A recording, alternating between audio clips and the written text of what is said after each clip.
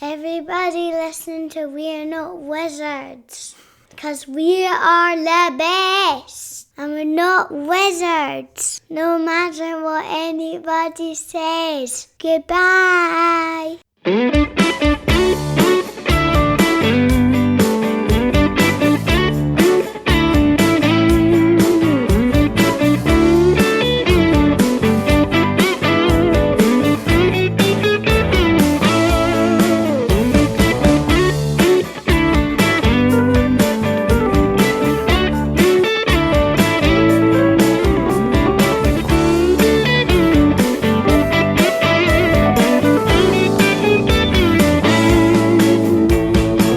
Welcome to another episode of We're Not Wizards. My name's Richard. I'll be your host for March. Well, it's almost April, but it is still 2019. Joining me today is a man who I'm a big fan of his work, and not because he's necessarily a board game designer, and not necessarily because he's a content creator. He's a person that makes mechanics beautiful. He's a person that makes boxes attractive. He's a person that brings kind of shape, form, colour into the board game space. This man he's not even a company. He's a man who is the company name is the name of the man that is the company. And that man has been responsible for... if I say his name, you're going to say, oh yeah, of course we know him. It's Ian O'Toole. So, hey Ian. Hey Richard. Thank you for pointing out the very unimaginative name of my company. Which is my I thought I could build it up and at least try and rescue something, but then I thought at the same time we might as well kind of start failing and continue failing on the way down until we just crash into some kind of almighty success fireball. Well, success or fireball, either is kind of acceptable and spectacular. Thank you for joining us, because I realise it's horrifically early in the morning and you're realising now that you could have had an extra hour in bed. So I will have an extra hour after this. Oh, that's fine then. It's alright. Well, at the end I can sing you a little song. I'll see if you... Oh, great. You just imagine halfway I'm through... going to turn the camera Ian. off before I go to sleep, if you don't mind. No, it's okay. I can just see me tapping. Ian, you're falling, you're drifting, he's gone. Oh, he's gone. Thank you for coming on. I mean, you're well known. You're very, very well known in the industry. And in fact, and in some cases, this is where I try not to be sycophantic, is that your name being involved in a project in some ways is enough of a selling point for a game. I mean, one of the most recent ones was like, say, for instance, like Escape Plan, where, your name was, interestingly enough, as much promoted on the Kickstarter as the involvement, as well as obviously the actual game designer itself. Right. Which was kind of like an interesting kind of start. You're actually one of these. You're quite famous in many ways. So I mean, like all kind of famous artists, does that mean that you're obviously penniless and are actually going to be worth a fortune when you're dead? No, that's a morbid question to start off. That's a morbid question. Jesus. No, but I mean, as I say, you're quite well known in the industry for kind of like, for the art. I mean, are you must be at a point where you're kind of like, you're quite pleased with where you are, or are you just kind of saying, well, I'm just looking for the next project. I need to see where the next bit of money's kind of coming in. No, I'm pretty happy with where I am. My schedule's pretty full, which is always good.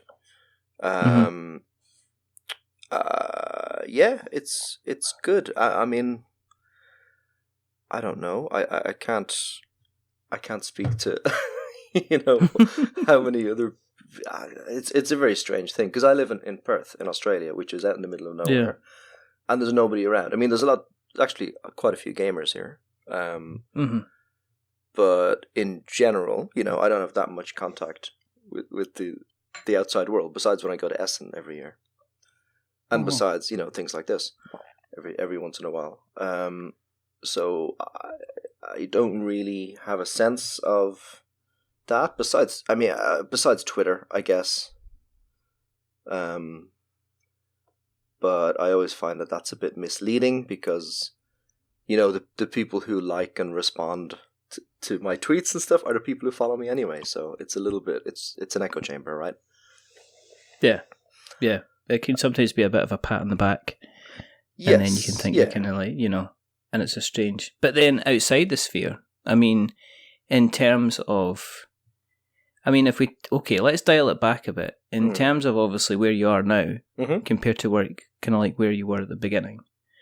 I mean, did you just go through the normal process? Did you go to kind of art school? Did you train professionally? I mean, have you been drawing since kind of you got hold of a crayon? I mean, where did you kind of start with your artist type though? Pretty much. Drawing is just the thing that I've always done. So the illustration side of it is just something that I've always done myself. Graphic design or visual communication is what I studied in college.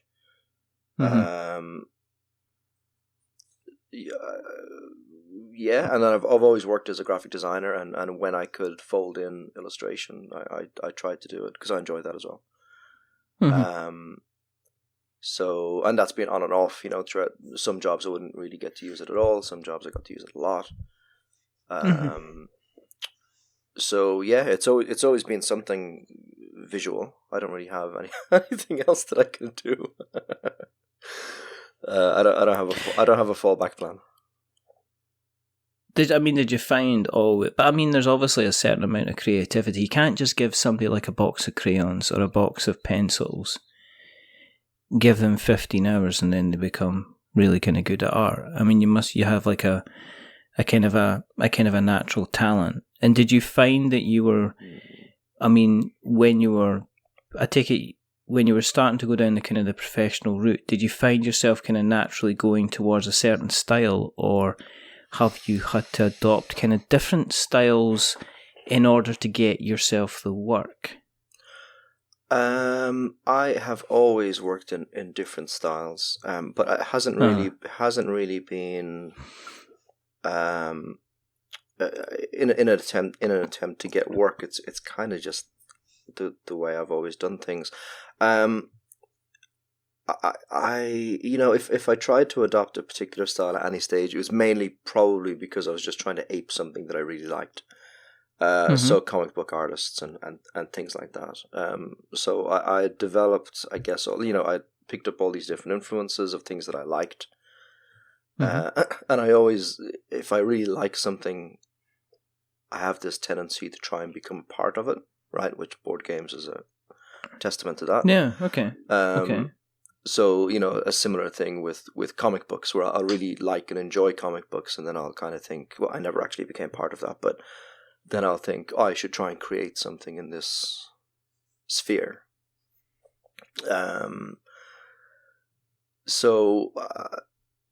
Because I kind of jumped around in styles an awful lot, and because I never worked as a full-time illustrator, purely as an illustrator, it was always in tandem with design work. And obviously that design work is always for different clients and different industries and things like that. I found it was really useful to be able to jump backwards and forwards and develop new styles for different jobs and things. And that's actually become a pretty useful skill in board games as well. I mean, where did you get what came kind of first? Was it because I know of some people that have kind of ended up getting more involved in the board game hobby because they were involved in the art, the art side themselves, Yeah. Yep. I mean, were you kind of like a bit of an avid, I've seen the beautiful collection of games behind you, but were you, yeah, I'm taking down the details, but No, but have you been playing games for quite a while before you stepped over and said, well, actually, I want to start kind of getting involved in the design side of things as well as in terms of the art design, graphic design side of things? Yeah, a little bit. I was playing.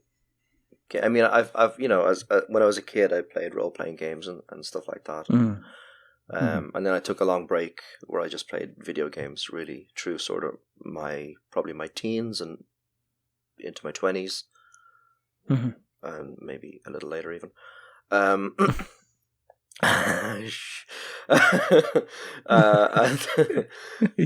you still playing video games, Ian? Sort of. Yeah, I did. I stopped. So yeah. I've got two kids, and one of them is 8 now. All right. Okay. And I stopped coincidentally. Not. It's not causation.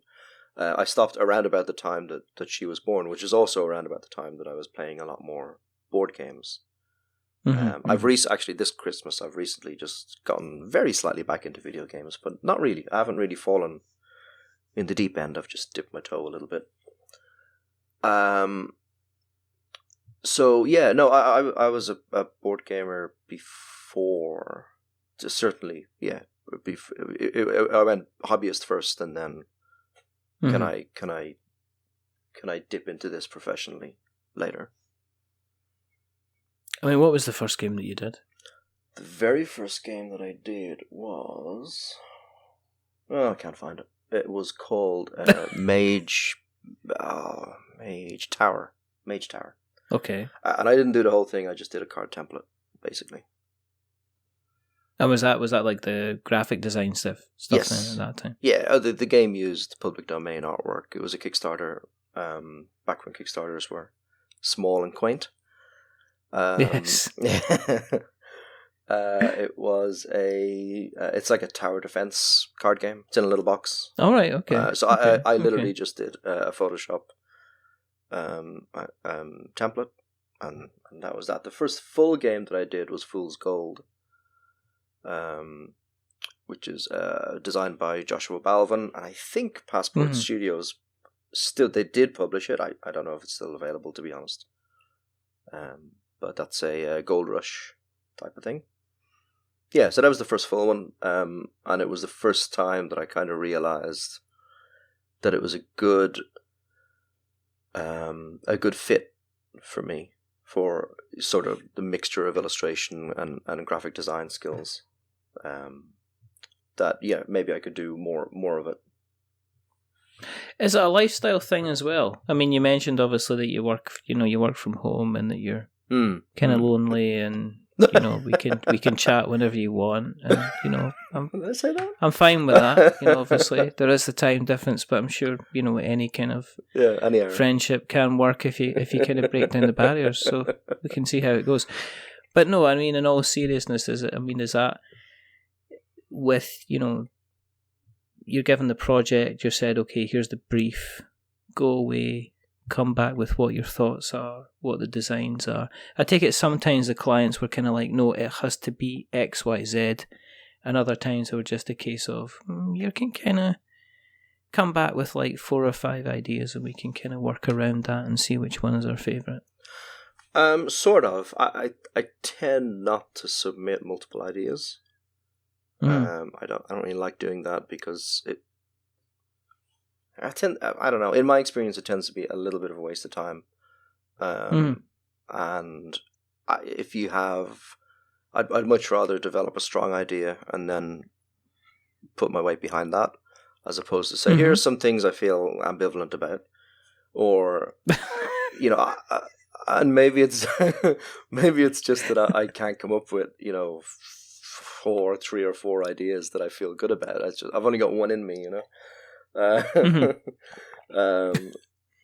and then there's always the danger that if you present 3 and you really like one of them, that they'll pick the worst one, and that's no good for anybody. Yeah. So and then you end up working on something if you've presented it, you can't kind of go, I didn't mean it, I withdraw. I'd like to take this back. Could we revoke that decision, please? I didn't think you'd choose it. Exactly. You just like, what happened to that one? I accidentally Control-A and deleted the whole thing. I'm sorry. We'll have to go with option B. There's no way to go back. And if you kind of don't mind. I can't remember it, yes, I much prefer to go in sort of strong with this is what I think it should be. Mm-hmm. And that has usually worked out. Not always. Mm-hmm. But it has usually worked out, yeah. Do you get see when you were starting out, and, you know, is it a case that you're ending up, are you pitching, is there quite a lot of competition when you're pitching for jobs? As in, you know, as in, are you finding that you're going up against kind of like 4 or 5 different people, or are people, did you ever get kind of told, right, do you want to do this stuff? If you do this stuff, give us some samples and we'll make sure you get lots of exposure? Or have you always been kind of firm, well, yeah, I know people die from exposure, that's my favourite joke in the world, but have you always been quite strict if somebody says to you, right, okay, well, if you do this for us, then I'll make sure you get your name on the Kickstarter box, and it's like, hang on, mate. Yeah. You've got 57 backers kind of thing. You know, I'm really happy 57 people are really going to see my art kind of thing. I don't really have any time for that. Because I've worked primarily as a graphic designer for quite a few years. Now I've lost count how many years, but quite a few. And as a freelancer and you know, in advertising agencies and in marketing and all sorts of things. I'm pretty used to people trying to do that. So it's certainly nothing new. It's been going on forever. But yes, it comes up every now and then. Less so now because people know me. The people that contact me for work now, it's almost 100% board game related. And for whatever reason, I haven't been asked to do anything for free in quite a while. I can't imagine that. Which is good. You could set up, so you could put a tweet out on Twitter. Guess what? Never guess who contacted me about doing some free work, but you're kind of like, yeah. I don't know. I find. I've done creative stuff myself. Yeah, I've done creative stuff myself. Yeah, and it's like I remember doing I used to do a lot of murals for kids' rooms, and I remember going into I remember going into places and you know them saying, "Oh yeah, we want, you know, if you could do Minecraft here, and we want kind of like a big jungle scene and a cityscape and stuff like that." And then you went, right, okay, that's probably going to be upwards about 300-400 quid, and they go, "But I can get a decal on eBay for like 30," and you're just like, "What are you?" Yeah. What you kind of expecting? Do you? I mean, do you think that's an issue in general for kind of like the creative kind of side of Kickstarter with the art and stuff like that? That it's kind of like the lowest price. You know, people are always kind of chasing the kind of the lowest price. I know, obviously, game production, you do that. Yeah. Do you think it kind of ultimately hurts the industry by trying to push the price down so low that people end up having, you know, they're kind of scraping by in order to do something which can take like 8 to 10 hours of their time? Maybe. I don't. It's not. I mean, in the board game industry, it's not something that's limited to artists by any means. Board game industry is built on on the backs of volunteers. Across the board, and if anything, I don't know, artists, because they have a demonstrable skill, tend to get paid more regularly, I think, in my experience anyway, than some of the other people, such as developers or editors sometimes who tend to do it. I don't know why, because they like it, I guess. That's changing slowly, but not slower than it should. Did you ever play with actual board game design yourself? I mean, is there like on the shelf there? Is there the little Ian O'Toole collection of games that you've kind of put together? No, I have done a little bit. I was involved in a design of a game based on Terminator, actually. Okay. A little while ago, with a company called Rule and Make here in Australia. That didn't work out for a variety of complicated reasons. But it's something I enjoy. It's enjoyable to do, but it is extremely time consuming. And it doesn't pay any money. So yeah, I suppose all the hours I spent doing things like that, I'm thinking, if I just spent these hours doing what I really do, I'd actually get paid for it. That'd be great. It's just like the wife's asking why the lights are going off in the house, and you're kind of like, well, you should see this worker placement game I've done, honey. It's amazing. Yeah. Just bring the candle over. Yeah. So it's pretty fun. I mean, I have a kind of a analytical mind, I guess, to an extent. So I really enjoy doing. Sometimes I do a little bit of, I guess, what you could call development work on some of the games I work on. I always do a visual development, but sometimes I'll suggest. It depends how well I know the designer. Usually, sometimes I'll either suggest things or not even suggest solutions, just maybe point out things. And I like that. I like sort of thinking about how the game is put together and having those conversations with designers. But as regards creating something from myself, by myself, it just takes too long. Yeah. I mean, yeah. So I don't think so. I mean, unless I get a flash of something that I can do. But I'm very practical with these things. Even if I had what I thought was a wonderful idea for a 4X game or something like that, I'd never pursue it. I'd just give it to somebody else. I'd say, I had this idea. You might think it's good. Maybe it's a rubbish idea. I don't know. Who knows? If I had an idea for stick my name in the box. Yeah. For like a love letter style 18 card game, maybe I'd give it a go. Yeah. I don't know, because at least then I'm not saying Love Letter was an overnight design or anything, but at least then it wouldn't take me long to figure out if it was rubbish or not, You could be saying that I could have been designing a game instead of doing this podcast, but yeah. It's also really hard. It's really, really hard, and you need to rely on other people. That's also what's difficult about it. You need to rely on other people who are not professionals and who in general you do not pay. You can't, because you can't afford to. If you design a game, I don't know how people do it really. I have an insight into how Vital does it, but if you design longer, heavier games, you got to ask people to commit to playtesting things that don't work at times and are not fun to play and all that sort of stuff. And I do a bit of that because I test the artwork that I do. I'll do prototypes and I'll get friends together, and sometimes they're excited about it because of the game, but sometimes it's a bit of a chore. I try not to take advantage of it too much, but every now and then I'm like, oh, I'm real sorry, guys. If we could just play like 2 rounds and then I'll know if it works. Do you end up kind of like getting your phone and folk up and they're going, you coming round then? Yeah, depends what we're talking about, are we? It's not anything that's involving cubes and meeples and that kind of delightfully designed but ultimately very dry and dull game. No, it's not that.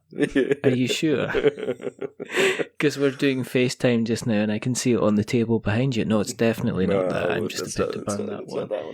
Yeah. But with the graphic design, you mentioned, have you kind of gone back and said, actually, when I've been laying this out from a space point of view, from the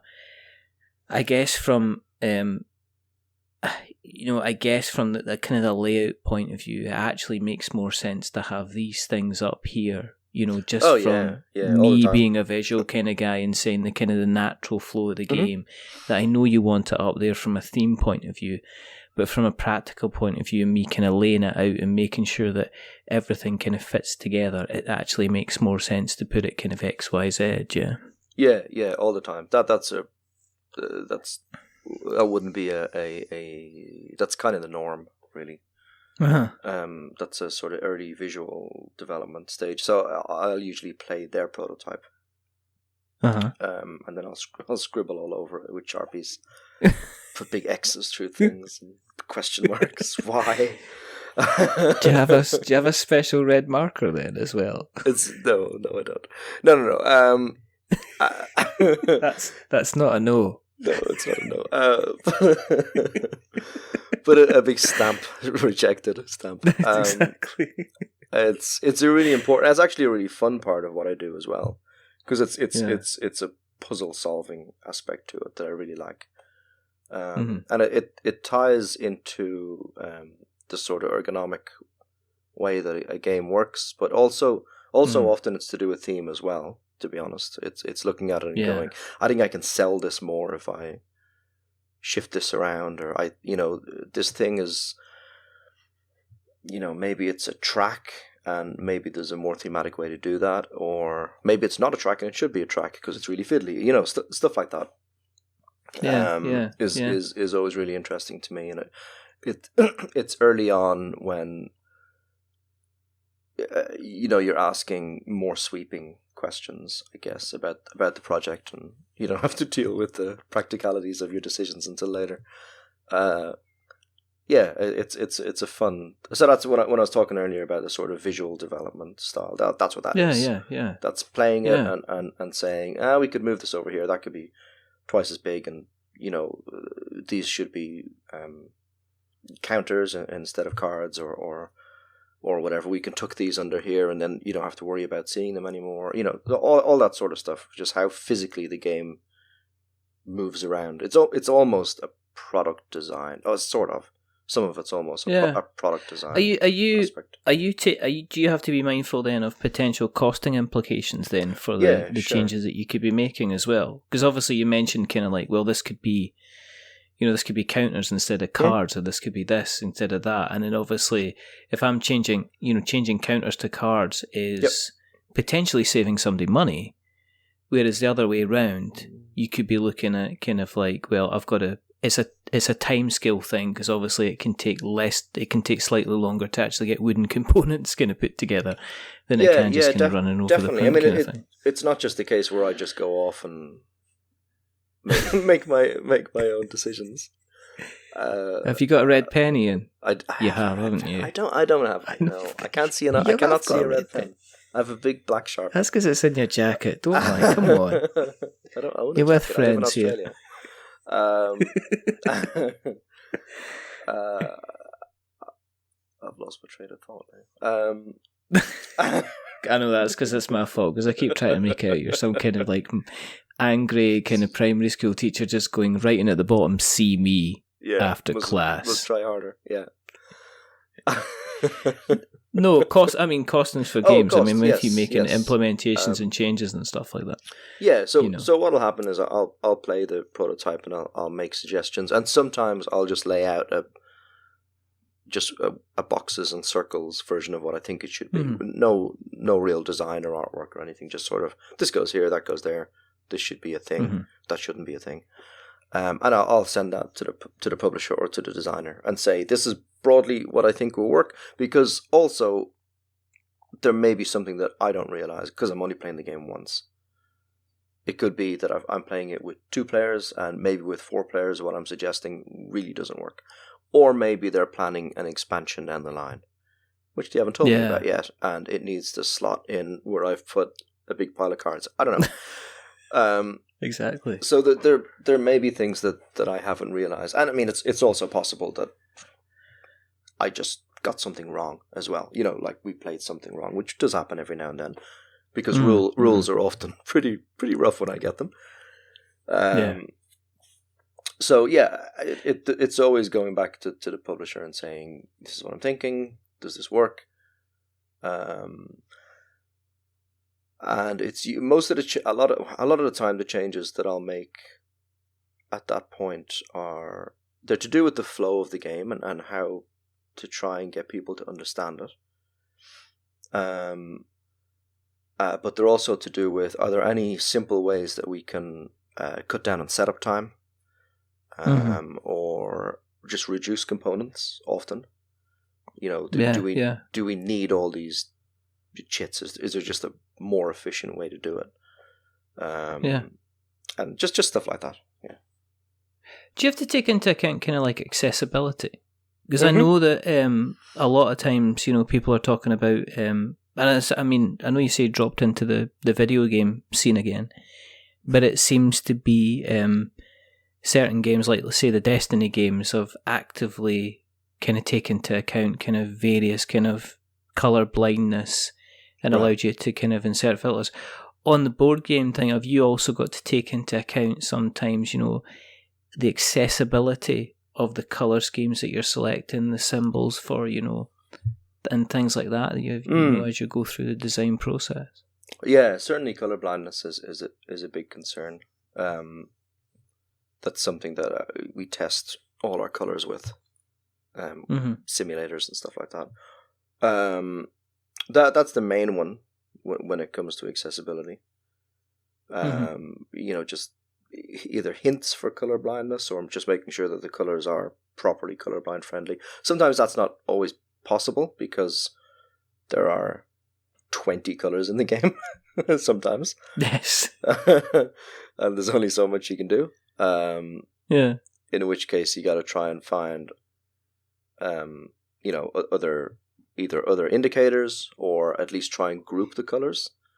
So player colours aren't going to get confused, and resource colours aren't going to get confused because they're actually a different piece. So if I were a colourblind player, I could at least remember that if I see a grey meeple and a grey cube, they don't belong to the same people because they can never belong to the same people in this game, right? Something like that. Yeah. All that just depends on understanding the game and how it works and all that sort of stuff. But yeah, certainly colour blindness is it's actually one of the first things that we address. Myself and the publishers or designers address when we start to nail down the visual look of a game.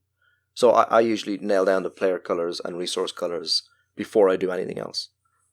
After I've done the visual development stage, that's when I'll do it. Because then how long?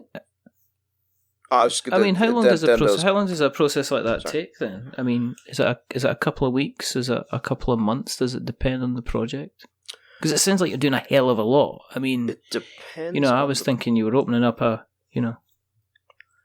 It depends on the project. So when you say that, does that process like up until that stage, or? Yeah. It depends on the project. The prototyping doesn't usually take that long, and often I don't really need to have a full game. It depends on the complexity of the game, and it depends on how it works.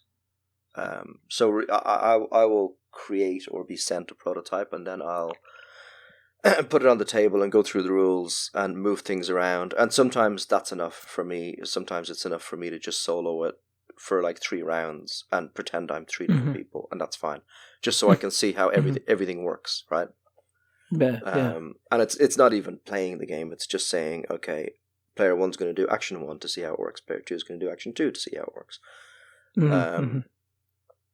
Sometimes I'll want to actually play it. Generally, the more complex the game is, the more I'll need to actually play it.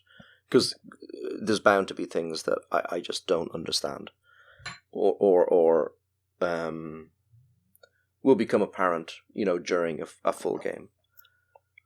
And if it's a super simple game, usually I just need to print it out and fiddle with it a little bit, and I've got a pretty clear idea of what's what. So that can take anywhere between a few hours to, I guess, when you're talking about something like on Mars or Escape Plan, first of all, it takes a little while to make those prototypes because it's a lot of pieces. Yeah, I was thinking. It's a lot of cutting. I've gone through a lot of blades. So the actual prototyping itself can easily take 2 hours. That's just to build the thing.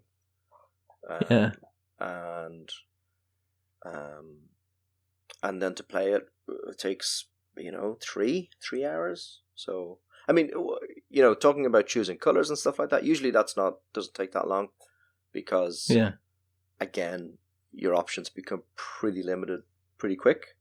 Although also as the rest of the design evolves, sometimes you realize, oh, maybe that's not the best color to use for that. A good example is on Mars. Originally had an orange color, and now it's not going to have an orange color because Mars is kind of orange. So similarly to how we have no blue player in Lisboa, because Lisboa is, at least in the game, is kind of blue. We've changed orange for something else. So, and that's an obvious thing when I think back, but there's a lot of things to think about. Yeah, but at the time, I mean, a lot of times when people are prototyping stuff, they'll sometimes have like a toolbox of stuff that they'll use. So they'll just grab a group of meeples, or they'll grab a group of cubes, and at the time, that is the orange player. And the reason it's the orange player is because it's what my hand reached for at the time. Yeah, Terra Mystica is that toolbox for me usually. This is just so full of pieces. Terra Mystica, and I have a big storage box full of different color cubes. But if I need anything specific, I usually go to Terra Mystica.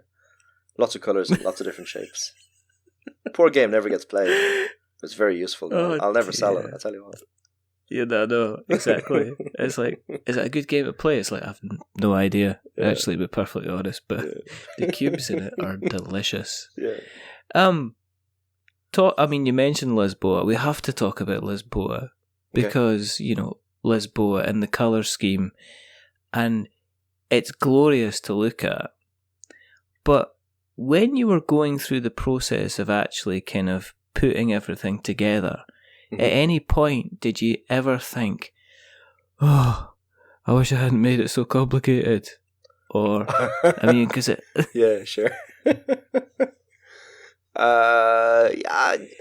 the intricacies of this artwork are phenomenal. I knew what I was getting myself into, I suppose. Yeah, I don't know. I probably did. Time fades all these traumas. I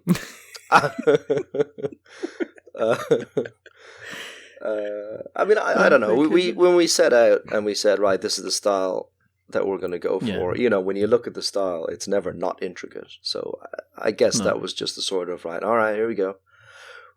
Deep breath, and then off we go. It did mean that a lot of it was quite methodical work. Which at times is actually very enjoyable. When you've come to, at least for me, when I've come to the end of the thinking part of it, the puzzle part of it, and Lisboa was quite a puzzle to work out. That's the game that I think we've done the most visual development, that physically changed the most from Vital's prototype to the final thing. To the extent that it actually informed the rules of the game and how the game is structured and things, a little bit. Once all of that is done, sometimes it's nice to just say, all right, I got to draw 600 leaves now. I don't need to think about it. Is that kind of thing you can just contemplate your life? I can just put on an audiobook or some music or something, and I can just draw in my back, leaning over my art table. Is that kind of like where you just put there, and Gandalf approached the Hobbit on, and you're like, okay, number 1, number 2. Are you ever tempted to kind of like include little Easter eggs? Kind of like, is there, as part of the artwork? Because there's like, I'm trying to think of his name, and it's going to actually just absolutely, what's his name? He's a children's author. I think his second name's Cartwright. He illustrates Eric Cartwright, maybe. He illustrates kids' books, and at every point in every book that he's done, he's got a little yellow duck somewhere. Okay. And I'm wondering if there's like the Ian O'Toole... A yellow duck in Lisboa. Hedgehog. He would stand out, something right? like that. If he was yellow. Yeah, something like that. I don't know. A fish. A gull. Can you find the really. elephant kind of thing? No, not really, to be honest. I've never. I don't think. I'm trying to think. Have I ever? Certainly not as a habit. I don't do it. It's not a thing that I always try and work in. Just because I never really thought about it before now, to be honest. I'm just gonna think now. There's gonna be like you're gonna like contact me in like 5 years' time or something when we're doing another chat, and you say now if you look at every other game that I've done, now, you'll find 20 clues that will lead you to. You'll find clues. You'll find just like there's a red pen now drawn in every single copy of every single game that I kind of have. Part of it, I think, is I'm not a huge fan personally of in jokes or things like that. I'm not. I don't know. It doesn't really work for me usually. Like I don't like promos with board game celebrities on them and stuff like that. It doesn't work for me. That I don't have I'm not like on a crusade against them, but just for me personally, I that's not really my thing. Or games that very obviously riff on titles of films or characters from films, but they've changed a few names and maybe it's a chicken or something. I don't know. You know what I mean? I'm just not Buck that. Rogers. Yeah, there you go. Yeah, I hate that guy. I'm just personally His robot's cool though. I'm just not a huge fan of that sort of stuff. And I guess Easter eggs, it's not really the same thing, but it seems a little just for I don't know, self-indulgent or something. I don't know. And to be honest, often I'm so busy that I'd never remember to do it. I suppose. I mean, we have done the same joke for like 250 episodes. So I mean, I can't stand there and go, I would never ever do anything that was an in-joke or self-indulgent or anything like that. The entire structure of my podcast, and certainly parts that you are going to be involved in later on, are completely just repeated ad nauseum, basically, kind of thing. Well, if you repeat something long enough, it gets funny again, right? It is that kind of, is it that Richard, is it Lee Herring, or is that thing kind of thing where he kind of repeated maybe it was him, maybe it was the other one. I don't know, I'm an old confused man, but if you repeat, yeah, you're right. As I'm eventually hoping that at some point, if I keep repeating the podcast, and somebody will eventually find it funny again. It's something I can dream for. Oh my goodness. Are you gravitating towards a particular kind of style? As you become, I mean, let's face it. I mean, you mentioned now that your kind of board game stuff is pretty much kind of like your full time kind of bread and butter. Are people coming to you kind of like expecting, kind of like you to do the kind of can you Ian O'Toole this please kind of thing? Are you kind of getting that?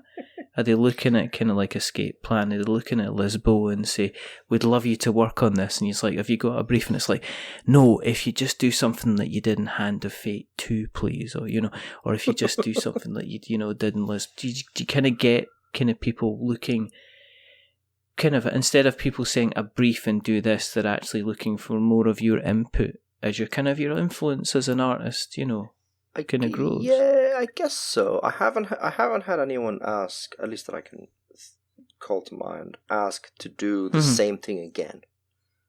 I don't think I've had someone come to me and say, we really like Escape Plan, we want that style on our game. Yeah. That hasn't really happened, which is, I guess, a little bit surprising.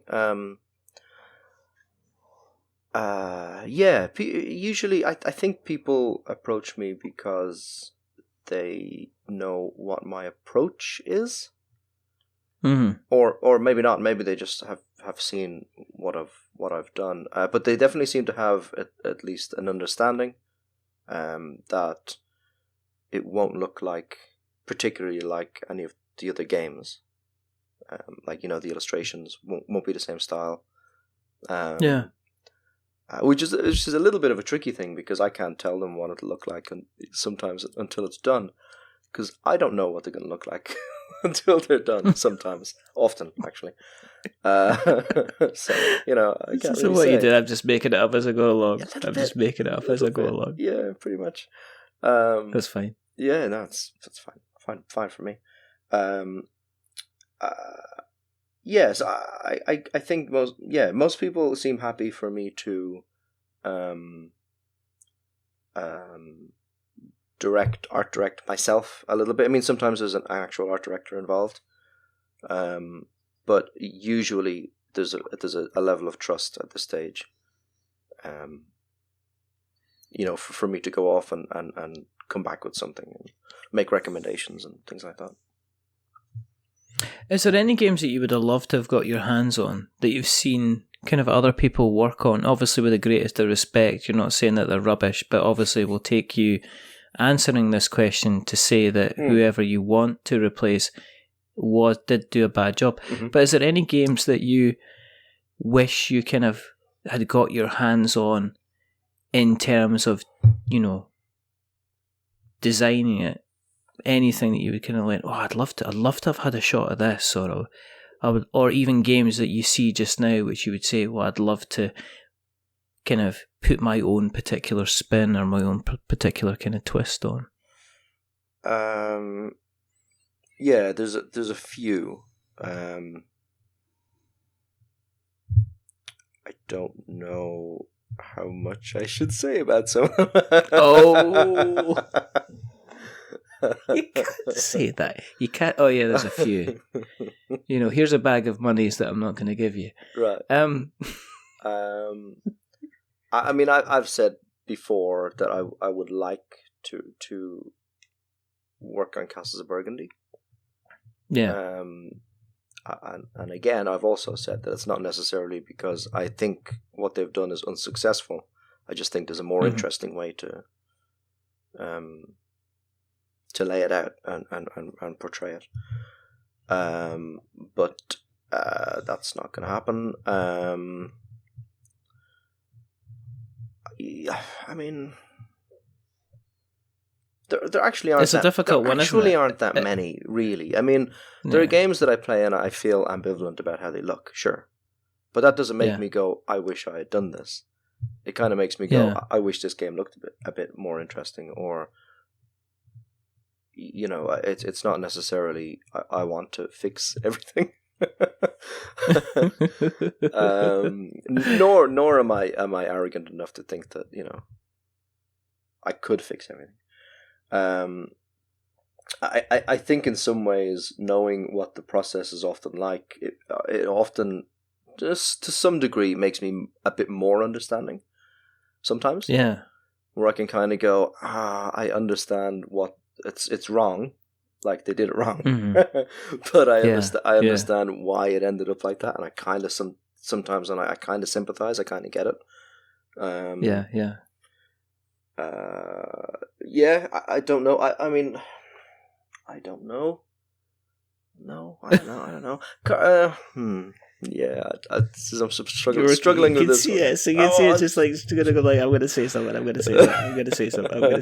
No, I can't say anything. I'm not going to say anything. So can we please move on to a different question, please? Because Stefan Feld is a designer that I like most of his games. Yeah, and he's also, his games are the sort of thing that I think fit pretty well what I do. It's lots of tracks and things, you know, it's quite abstract and all that sort of stuff. So I would like to work on a Stefan Feld game. I haven't had the opportunity to yet.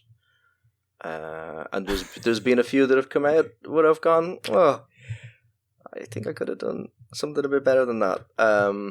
Without saying anything specific. Who would you like to work with then? I mean, as I say, when you've got people kind of like actively naming you as favourite artist and stuff like that, and you have got the name behind you, and people are, it's, as I say, it's a strange situation where you're kind of like, you've got your Beth Sabels, you've got Kwanchai Moria, obviously you've got yourself, it's, people know who you are because of the art that you produce and the designs that you do and everything like that as well. And you're right up there with, people will know you as well as they'll know the designers of the game. So, I mean, in that case, is there kind of like designers that you, as an individual, you would love to, kind of what you make Stefan Feld, but is there anyone else you would say, I'd love to just work on a project with this person and see what we could do with kind of my creativeness and their kind of mechanics, and sure, make a little kind of board game baby together or something. Well, when you put it that way. It's Jamie Stegmaier, isn't it? I've had conversations with Jamie, so yeah, sure, I'd like to work with Jamie. I would like to work with Carl Chuddock. All right, okay. Although I don't know how, he's not very particularly prolific these days. I don't. Other than that, I mean, Uwe Rosenberg would be interesting, certainly. But I don't know. I don't know if that would be a good fit. I don't know. We could probably make it work. I don't know. It would be a bit of a weird one, and sometimes that's attractive to me. Where I'll go, I don't know if this is going to work. Let's find out. I quite like doing that, and that's also sometimes when I work on styles and things. Often it's like I don't know if people are going to like this. Let's find out. We'll put it in front of them and see. So. I say Carl Chuddock because I really like his games. I say Stefan Feld, I like his games, and they're nice little visual puzzles for me to work out, so that kind of fits. Yeah. And I guess a Rosenberg game would also be that, but Rosenberg games are weird to me because they're always made up of like 6 little boards, and all the boards are different shapes, and they fit across the table in some sort of weird L shape.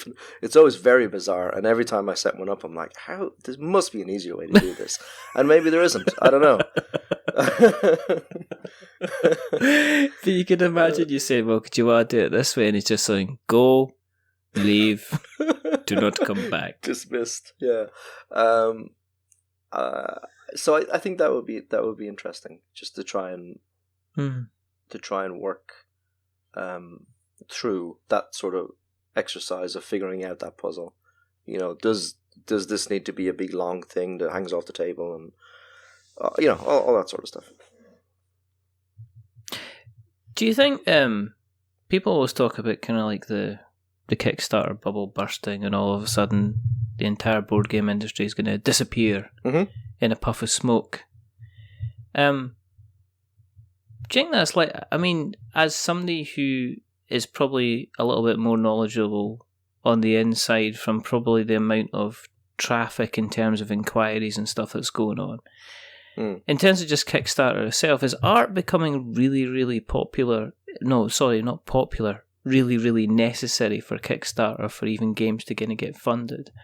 Are people almost having to spend like a fortune in order to kind of put a product out there to even get it kind of off the ground? Yeah, definitely. It needs to be almost finished. There's a weird disconnect sometimes when people assume what they're looking at is what the final thing is going to look at, and you've seen that a little bit in the High Rise campaign recently. Yes, which I think surprised a lot of people by. I think it's funded just this morning, which is great, but it struggled to fund at the start, and I think there's different factors in that. We don't need to get into that, but part of it, I think, was because they were showing off prototype graphics. and certainly in the second campaign, because the first one was cancelled. In the second campaign, they've shown more finished graphics. Obviously, made a conscious effort to show more finished graphics, and I think people will just assume that what they're looking at is what it's going to look like at this stage. So if you show a prototype graphic, even if you put a big sticker on it that says prototype graphic, doesn't matter. People will just go, "Oh, No. that looks a bit bland. I don't want to do that." No. No. Yeah. So yeah, it's definitely become a requirement at this stage for a successful Kickstarter. I think, for at least in my experience, and from everything else I've seen. I mean, it's pretty rare these days that you see something that goes up that's got, a key art sample. And yes. if we raise the funds, the rest of the game will look like this. I mean, can't remember the last time I've seen that. Whereas that's what it used to be, when Kickstarter first appeared. Yeah, absolutely. Yeah. No, yeah. I mean, definitely, you probably still see it a little bit on smaller scale, but I don't know how well they do, and I don't know how many of them there are anymore. It's pretty risky, I think. Away from the cardboard, and even away from the art type of stuff, do you, because you're self-employed, do you kind of force yourself to go and do other things that aren't board gamey and art related, in order to kind of get a break, to keep the kind of the creative influences kind of going? I guess I'm asking, do you have any hobbies? I really should do, shouldn't I? What do I... Oh, God. See, we're actually talking right now in the middle of my deadline season. Because between January and probably the end of April, although it creeps a little bit later every year, becomes the deadlines for getting stuff for Gen Con, for Essen, all this type of thing. Yeah. Especially if they're going to be on Kickstarter first, it's got to be even earlier. So I have zero time at the moment. Very, very, very much so, as regards hobbies and things like that. So most of my hobby, I guess it's still hobby time now, is spent playing games. Other than that, as I said, I bought a PlayStation at Christmas, but I haven't really used it all that much. Wow. I play with my kids. I read books to my kids a lot. I like doing that. I draw with them a bit, as much as I can. But apart from that, I mean, I read and I watch stuff on TV, not just random stuff. I have a dog, but not really. I don't really have I'm not like a wood turner or something like that. Unfortunately, exactly. I would love to try wood turning. I've always wanted to try wood turning, but I have not. I have not done it. Just look at this lovely banister I've made. Yeah, you've not got any stairs, Ian. No it stairs. Doesn't matter. It doesn't matter. No stairs, but look at this lovely banister. Yeah, kind of thing. So I mean, I'm a big horror film fan. I watch a lot of horror films. Yeah. I read comic. I've read a lot of comics. I've kind of fell off it a little bit. I'm getting back into it a little bit now, because my daughter is starting to show an interest in comics. So I'm like, right, okay. That's reignited my my interest as well. Yeah, that's I have no time. But apart from it, it's 60-hour days and deadlines, basically. Yeah, pretty much. Pretty much. No, that's cool. Look, I really before we draw it to a close, obviously, I really appreciate you giving us the kind of the time today to have a chat. I know that you're very, very busy, and you're also far more important than us. I'm even delighted. I'm delighted you even said you'd like to speak to us, which is kind of I was like that. I also, as I said, I did kind of completely have a moment of abject fear when I heard you on one of the biggest podcasts in the board gaming space earlier on today and then waxing lyrical about you. So the fact that you've actually come on the show, I'm kind of like, no, thanks. Oh, that's all I've right. kind of got a bit of validation in our life. No, I mean, you've obviously got 1,000,001 things kind of going on, which is all really, really great and fantastic, and we wish you the best of that. But if people want to keep an eye on you on the internet webs, where do we find you on the internet webs? On Twitter for the moment is probably the best way to find me.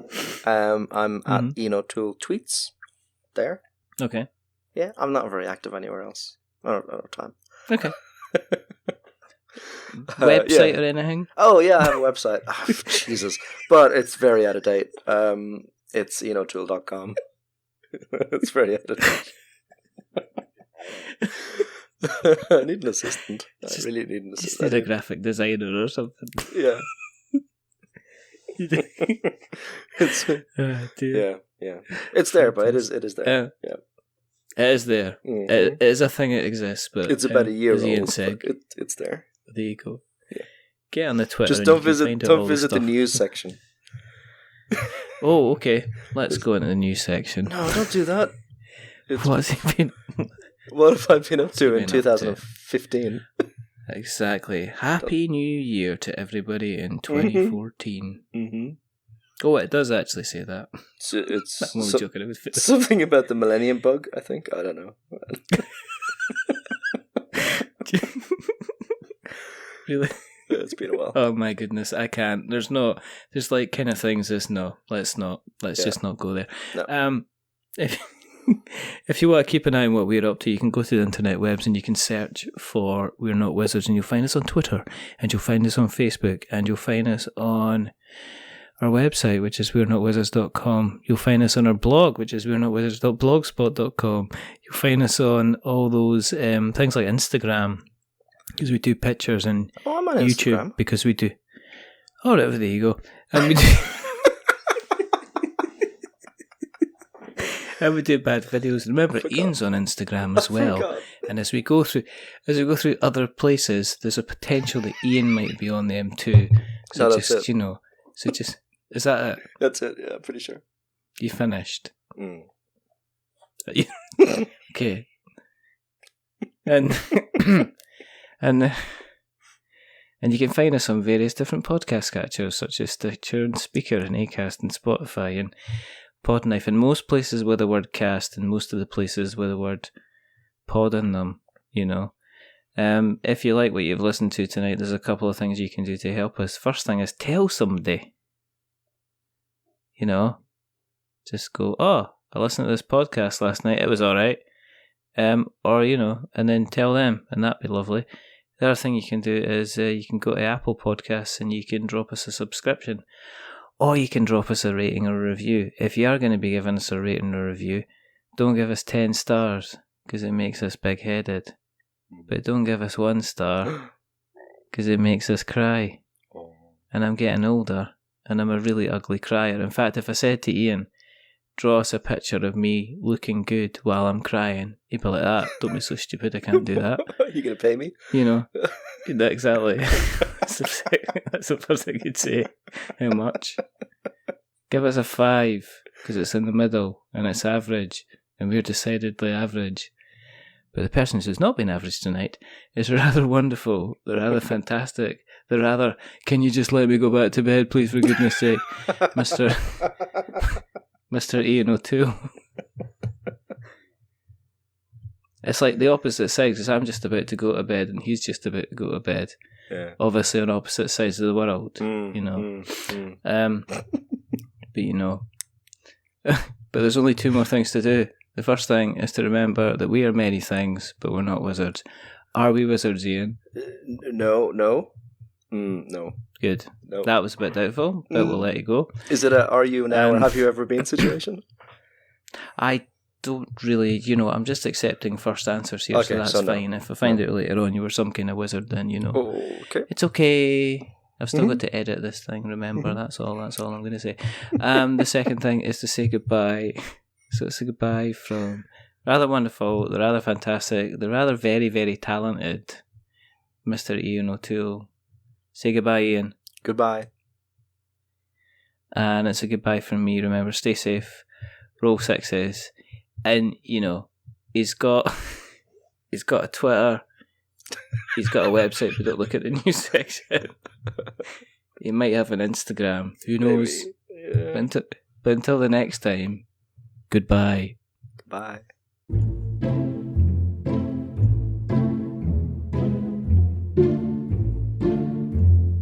A wizard is never late.